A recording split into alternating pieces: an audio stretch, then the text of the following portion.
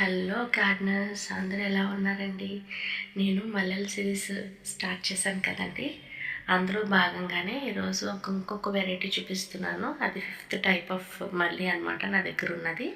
దాని పేరు ఏంటంటే బొండు మల్లి. ఇప్పుడు కొత్తగా దాన్ని రోజ్ జాస్మిన్ అని కూడా అంటున్నారు. దానికి ఒక కారణం ఉందిలేండి. ఏంటి అంటే దాన్ని చూడగానే చిన్న గులాబీలా కనిపిస్తుంది అనమాట. చాలా పెటల్స్తో చిన్ని సైజ్ గులాబీలా కనిపించేటప్పటికి అందరూ బొండు మల్లి అనే పేరు కాకుండా ఇప్పుడు అందరూ రోజా మల్లి, తర్వాత రోజ్ జాస్మిన్ అని పిలుస్తున్నారు అనమాట.